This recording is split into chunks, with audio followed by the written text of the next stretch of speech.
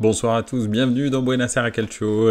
Ce soir encore 30 minutes pour pouvoir débriefer un petit peu cette actualité brûlante du football européen avec les championnats qui ont repris, mais aussi avec la Coupe d'Europe qui reprend demain, mercredi et jeudi. Donc une très très grosse semaine pour Buenas Aires Calcio. Alors oui, c'est bon.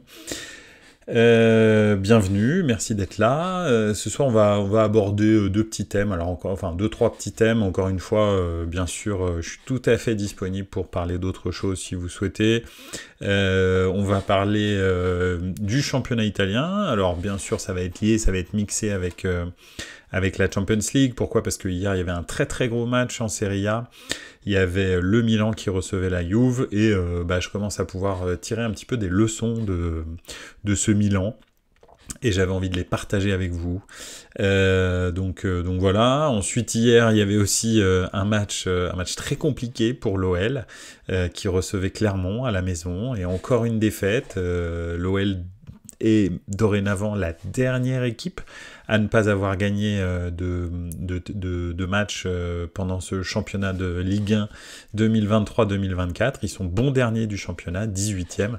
Donc ça commence à être très inquiétant et donc je pose cette question. L'OL il va tout droit, d'ailleurs c'est pas une question, c'est plutôt une injonction. Donc voilà, et puis le troisième petit point, bien sûr, c'est un petit peu pour se projeter sur la journée de Première Ligue, la journée de Champions League qui va se dérouler à partir de demain, après-demain, et puis peut-être aussi sur certains matchs de Ligue Europa dont vous voulez parler. Donc voilà. On commence comme ça. Alors déjà, je vais revenir un petit peu. On va commencer par le Milan. Pourquoi ? Parce que Milan mercredi rencontre le Paris Saint-Germain à Paris pour le premier des deux matchs aller-retour que Milan et Paris vont jouer au cœur de cette phase de poule de Ligue des Champions. Vous savez que le troisième match est toujours un peu un match aller-retour. Il est souvent charnière parce que vous recevez, vous vous déplacez et vous recevez ensuite le même club. Et souvent à la fin de ces deux confrontations, il y en a un des deux qui est éliminé. Donc voilà, ça qualifie pas forcément l'autre, mais très souvent il y en a un qui est éliminé, vous regarderez, mais c'est souvent comme ça que ça marche. Donc voilà, donc là effectivement ce sont deux matchs charnières, je pense que ce sont les deux meilleures équipes sur le papier du groupe, entre Milan et le Paris Saint-Germain. Même s'il n'y a pas une différence complètement abyssale entre Newcastle, Dortmund, Milan et le Paris Saint-Germain, on l'a vu, vu que Paris a pris une espèce de méga roost chez les Magpies, à Saint James Park, c'est ça que je voulais dire. Et au JCRM, bonsoir, merci d'être là, bonsoir à tous, je fanfaronne pas pour hier soir, j'ai vu une purge monumentale, oui c'est vrai, je sais pas si t'étais dans le même état qu'Allegri, qui en a arraché sa veste, sa cravate et tout, il était complètement dingo quand ils étaient à 11 contre 10 et qu'en fait, si j'ai bien compris, il demandait à ce que la Juve joue la largeur pour écarter les lignes du Milan qui étaient un petit peu forcément en sous-nombre et aussi qu'ils essayent de faire jouer rapidement pour essayer de perturber le bloc du Milan et créer donc un déséquilibre parce que forcément à un moment donné quand vous jouez à 10 contre 11 il y a toujours normalement un joueur qui est tout seul et puis là la Juve l'a pas trouvé et je pense qu'Allegri avait très peur de se prendre un contre, mais bon. Allegri, oui, il faisait un one-man show hier soir, il était plus coach, ouais, c'est clair, il a pété un plomb. Bon, après, Allegri, il a toujours eu cette réputation, on l'appelait le fou, je crois, quand il était joueur.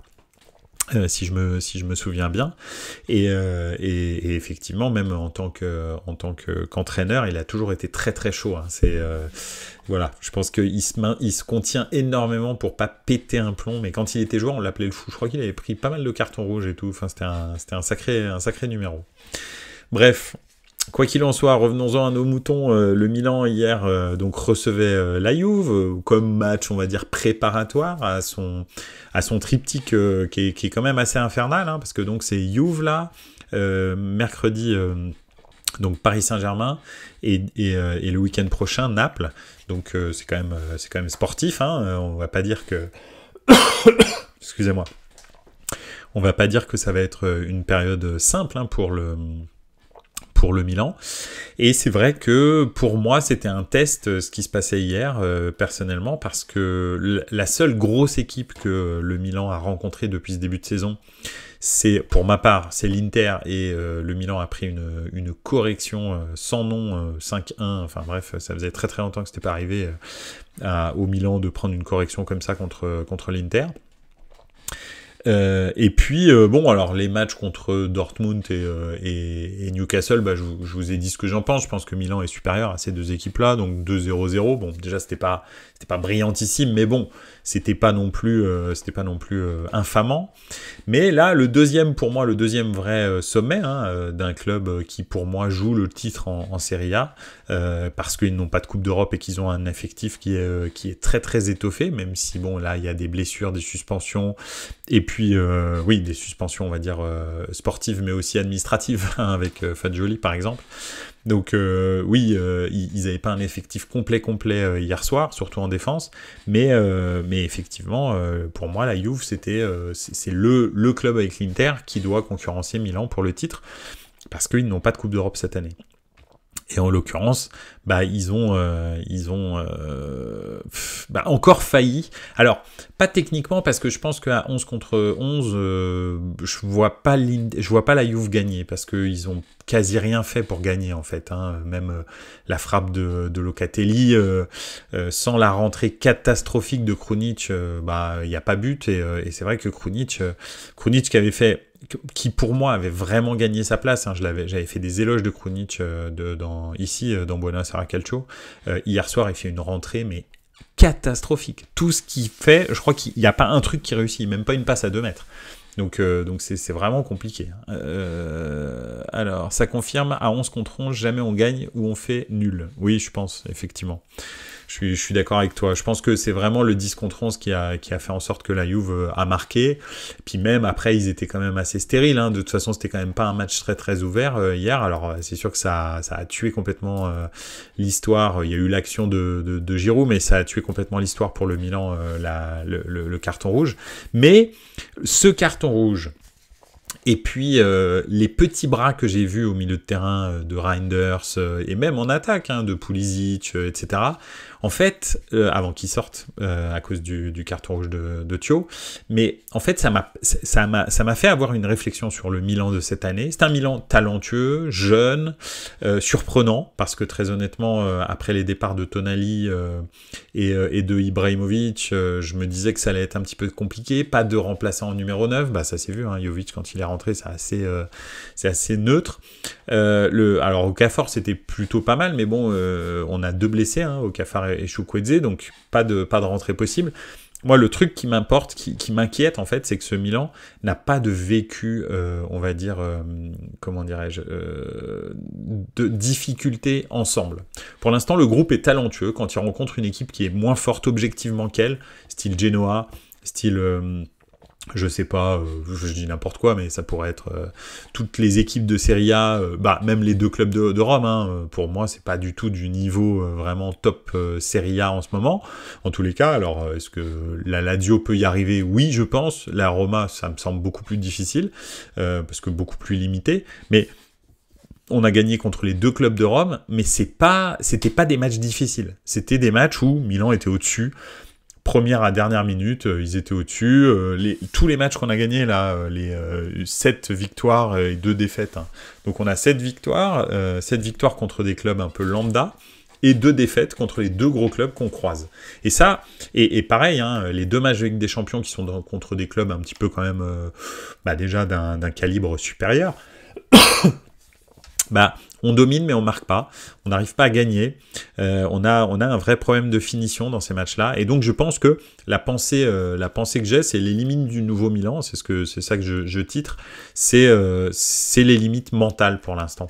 Ce groupe n'a pas de vécu, n'a pas de caractère, et dès qu'il a en face de lui une montagne supposée être un petit peu haute, ou en tous les cas potentiellement supérieur à lui, il n'arrive pas à se sortir, on va dire, de cet état, se sublimer et marquer des buts. Alors Giroud commence à faire son âge et ça se voit, on n'a pas de numéro 9, parce qu'Okafor n'est pas un numéro 9, Jovic est un espèce de remplaçant fantomatique.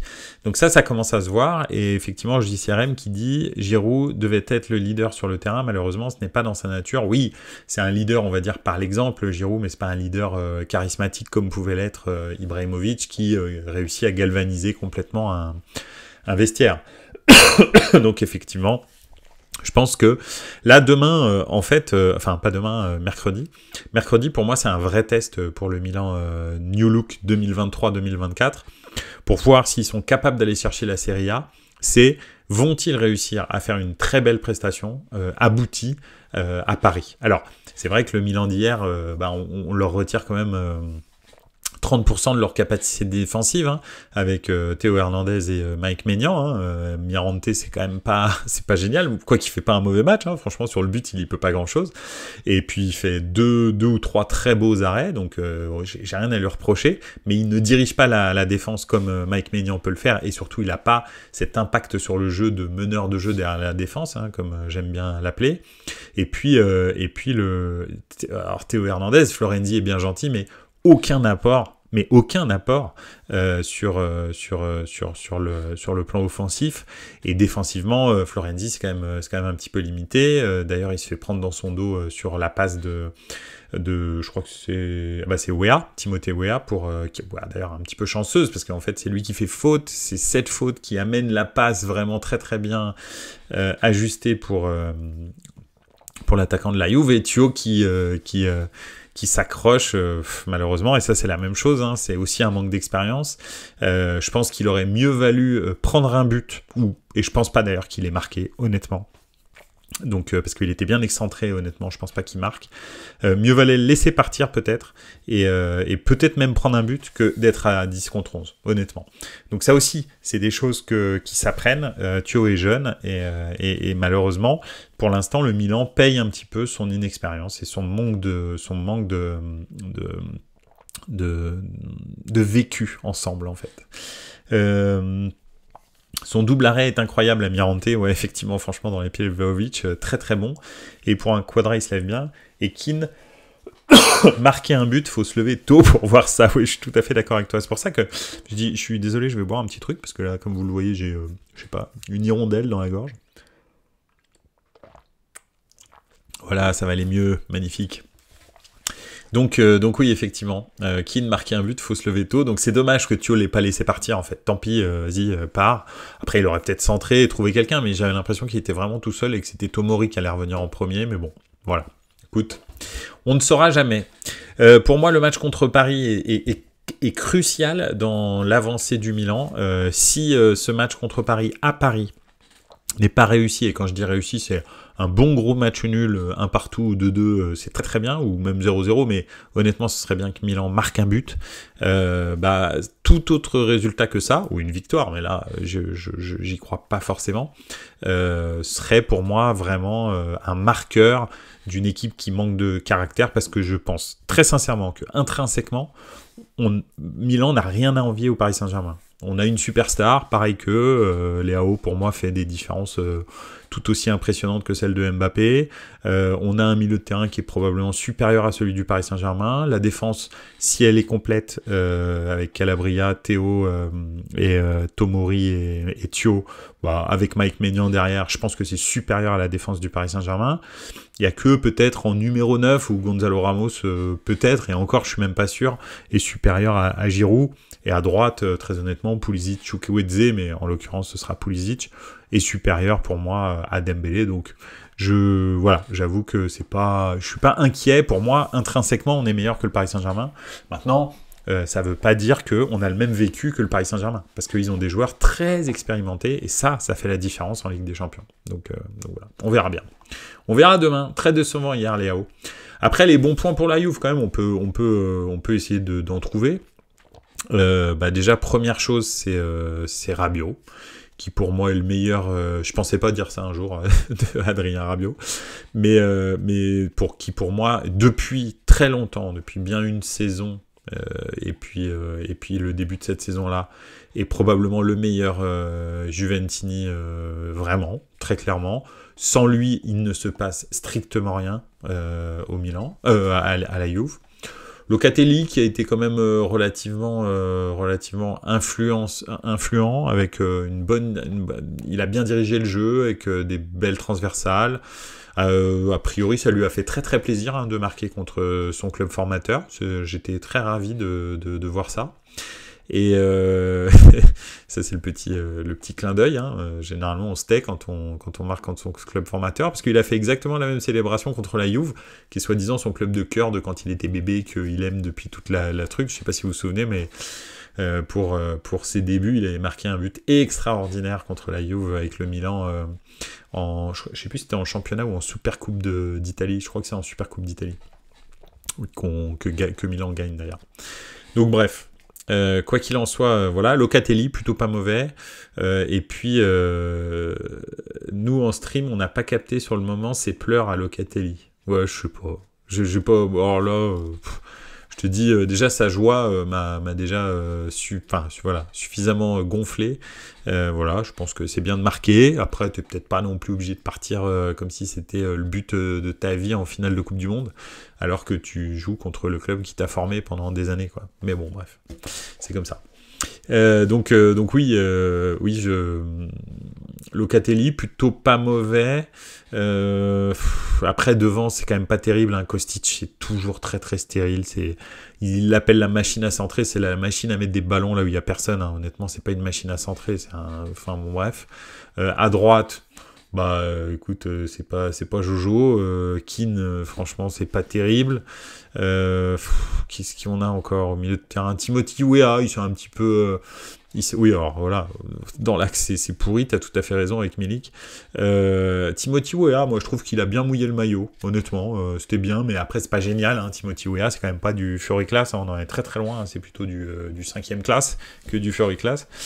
Et puis en défense, bon, Gatti a fait du Gatti, c'est-à-dire je suis un déménageur, bon bah voilà, rien de spécial. Et puis les autres, rien ne m'a vraiment impressionné. En revanche, j'ai trouvé l'arrêt de Chesney très très très impressionnant sur la frappe de Giroud, parce que franchement toute l'action était magnifique, la passe de Leao, le petit appui remise juste avant, etc. Le contrôle de Giroud est magnifique, la frappe est parfaite, elle part pile poil dans le petit filet, et Chesney fait un arrêt extraordinaire, faut quand même le dire. Après il en fait un ou deux autres sur des situations vraiment un peu marquantes, quoi. Donc non, pas mal Chesney aussi. Voilà.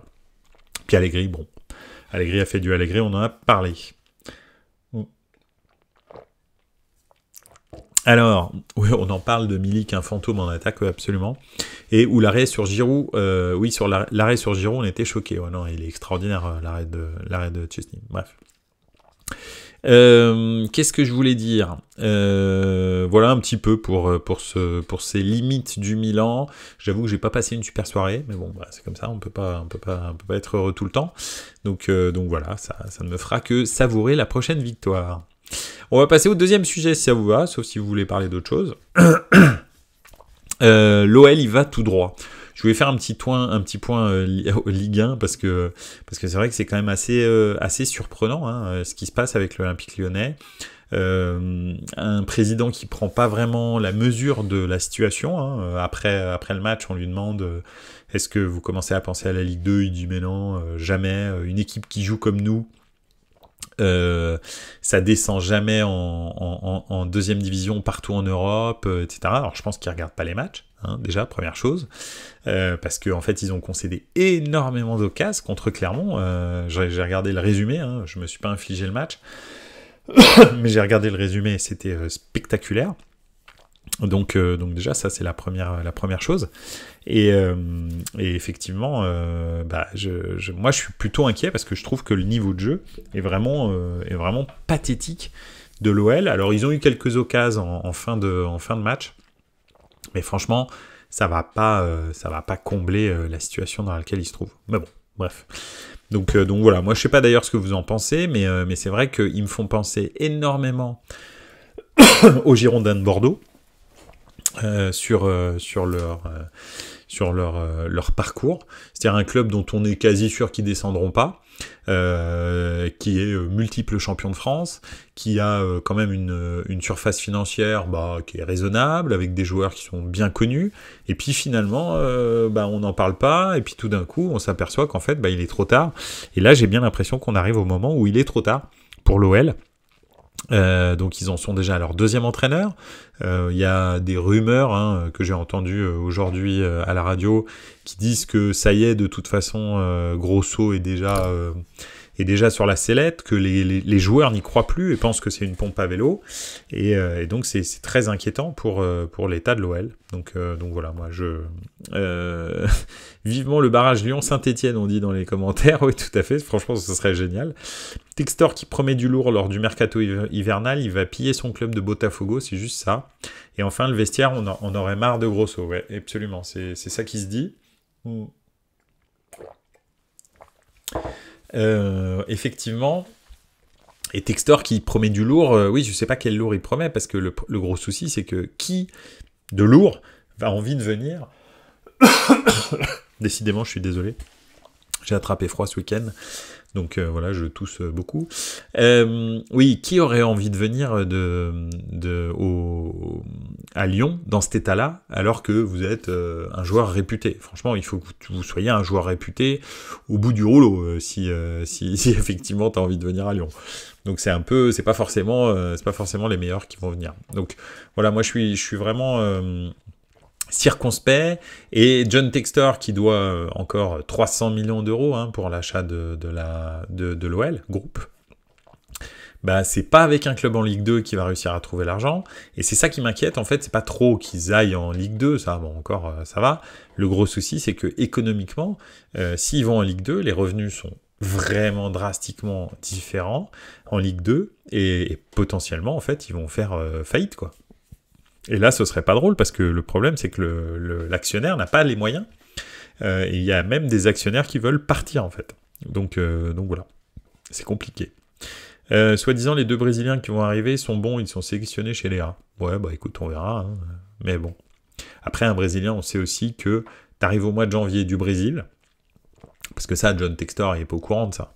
Mais le Brésilien moyen, on va dire, un joueur de Brésilien qui a joué au Brésil toute sa vie, il n'a jamais connu de match de foot avec une température inférieure à peut-être 22 degrés, je pense, un truc comme ça. Je pense que chez lui, vraiment, quand il fait froid, il fait 18, un truc dans le genre. Ça veut donc dire que tu vas les faire jouer au mois de janvier à Lyon. Je ne sais pas si vous vous rendez compte qu'on est en plein centre de la France, avec un climat continental. Donc probablement je me souviens, tous les Brésiliens le disent, les premiers matchs en hiver, ils hallucinent. Surtout qu'ils sont souvent transférés au mois de janvier, parce que les saisons sont inversées au Brésil. Donc pour eux, leur fin de saison, c'est le mois de janvier. Donc ils ont vraiment du mal à s'adapter. Tous les plus grands Brésiliens qui sont passés par la France, les Ronaldinho, Rai, Juninho, etc., le disent. C'est super difficile pour eux de s'adapter. Donc en parlant faillite, je vais faire un hors-sujet, mais Schalke, ça sent pas bon du tout. Un grand club qui risque de disparaître à Marseille, on connaît ça, les Brésiliens. Oui, absolument. Soi-disant bons. Oui, oui.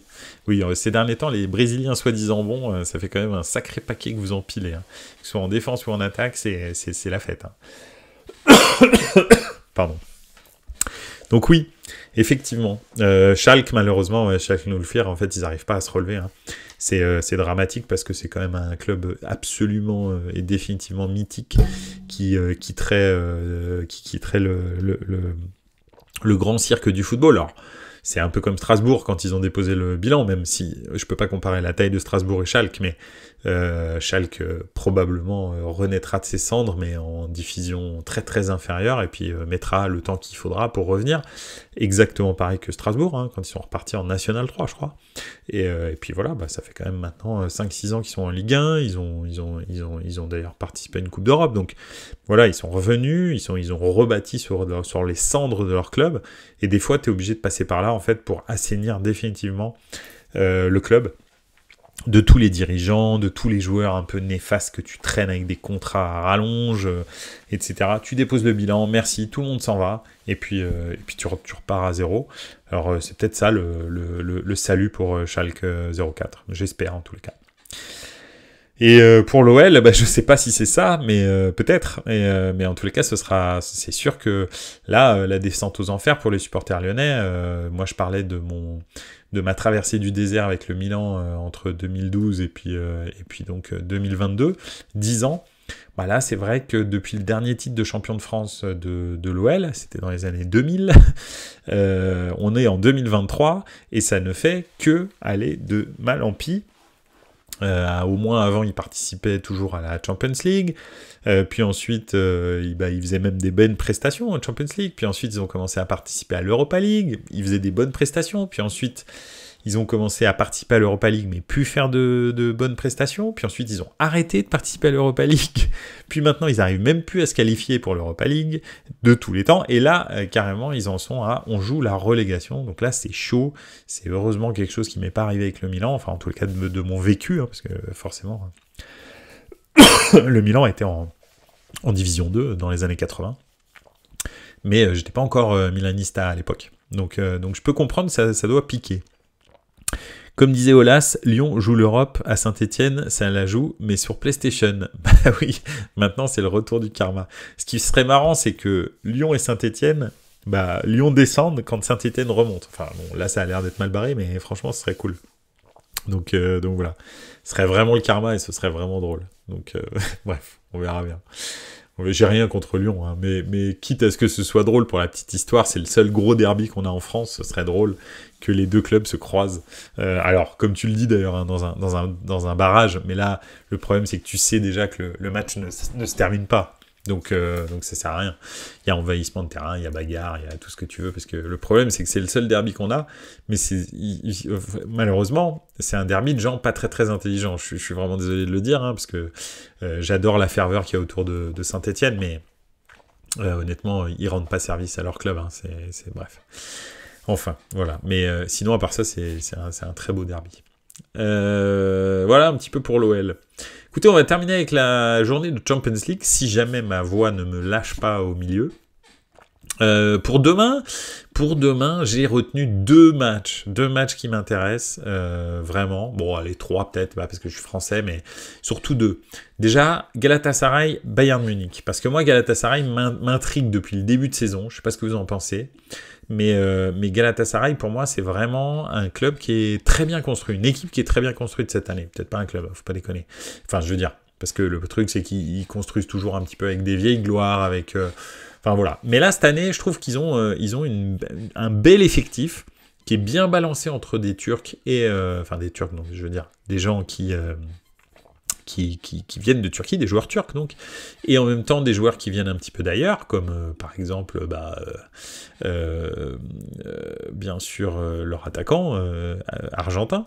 Alors je vais y arriver, non, mon ordinateur, voilà, ça c'est bien ça. Je sais pas si vous m'entendez, si vous me voyez, mais effectivement, j'ai un petit problème de réseau, donc je pense que ça devrait quand même fonctionner. Voilà, tout à fait, oui, tout va bien, et c'est très très gentil, merci beaucoup JCRM d'avoir répondu. Voilà, donc, effectivement, Galatasaray, c'est un club qui pour moi est très bien construit, hein, avec un bon équilibre entre des joueurs qui viennent de l'extérieur et qui amènent de la plus-value, et aussi une vraie identité turque. Donc, et puis ils ont fait aussi un super match contre Manchester United, donc ça c'est déjà notable. D'ailleurs c'était un magnifique match, je sais pas si vous l'avez regardé, mais un très très beau match. Et donc je pense que la Galatasaray Bayern va valoir son pesant de cacahuètes à 18h45. C'est rare d'avoir un beau match comme ça à 18h45. En plus avec l'ambiance bien sûr de Galatasaray. Donc franchement je pense que ça va être un très beau match. Celui-là m'intrigue. Et puis après, franchement, si je devais choisir derrière, Le numéro 2, ce serait probablement Arsenal-Séville, enfin Séville-Arsenal, parce que un grand d'Europe et puis un club qui revient en Coupe d'Europe. Donc voilà, ça m'intéresse. 21h, je pense que ce sera celui-là qui m'intéresse. Après, le Lens PSV Eindhoven, c'est vraiment de la curiosité, c'est pour voir si Lens a bien digéré ces récents exploits européens, parce que là, le PSV, c'est dur, mais c'est pas clinquant, donc on verra bien. Et puis après, je suis pas sûr qu'avec Union Berlin-Naples, on s'amuse vraiment, ni avec Braga-Real. Inter-Salzbourg, peut-être, ça peut être sympa. Ouais, Inter-Salzbourg, peut-être. Bon, ça, c'est pour demain. Pour mercredi, pas grand-chose à se mettre sous la dent, excepté le groupe du Paris Saint-Germain et du Milan. Hein. Honnêtement, le Newcastle-Borussia Dortmund va être très très sympa. Et le Paris Saint-Germain, Milan, bien sûr. Après, tous les autres chocs sont pas extraordinaires. Hein. Les Leipzig Étoile Rouge, Young Boys, Manchester City, Barcelone, Shakhtar. Le Shakhtar, c'est vraiment plus ce que c'était. Donc voilà. Royal Antwerp, FC Porto. Bon, voilà. C'est pas super. Feyenoord Lazio. Ouais, bref. Donc mercredi, pas une super soirée, mais en même temps, deux gros matchs à suivre dans le même groupe. Donc c'est intéressant. Voilà, ça va être un petit peu mon florilège, moi, de la Ligue des Champions. Ramos, d'ailleurs, on en parle de son retour avec ses anciens coéquipiers. Ouais, c'était bien, c'était animé. Hein. C'était sympa, il a failli se taper Rudiger. C'était cool. Je crois qu'ils ont échangé les numéros de téléphone à la fin, Rudiger et Ramos. Donc voilà, c'était plutôt pas mal. C'est pas une grande semaine de Ligue des Champions, les matchs, pas top, effectivement. Feyenoord Radio. Je vais quand même citer le commentaire parce qu'il est drôle, mais bon. Feyenoord Lazio, si t'es raciste, tu te régales. Effectivement, ils ont quand même deux publics qui sont assez particuliers. Donc oui, c'est vrai, t'as tout à fait raison. ça peut être le classico de l'extrême droite. Donc européenne, hein, bien sûr. Donc voilà, effectivement. Même s'il faut pas stigmatiser tous les fans de la radio et du Feyenoord, hein, c'est pour ça que je rigole, hein, c'est parce que je suis pas, voilà, je sais très bien que il y a de tout et malheureusement c'est les minorités visibles qu'on retient et pas la majorité qui s'amuse et qui est là pour profiter du spectacle et pour s'amuser à se chambrer autour du foot et pas pour haïr les gens, quoi. Donc voilà. Voilà, en tous les cas, oui, effectivement, pas une grosse semaine de Ligue des Champions, on va pas se mentir. Et puis après, jeudi, peut-être qu'il y a des matchs, j'ai pas regardé, mais ça n'a pas l'air foufou quand même. Là, je suis en train de regarder. Bon, si, il y a quand même un Liverpool-Toulouse qui est sympa, mais c'est vraiment franco-français, et puis voilà. Et puis c'est tout. Hein. Franchement, après... que des matchs en carton, c'est un truc de fou.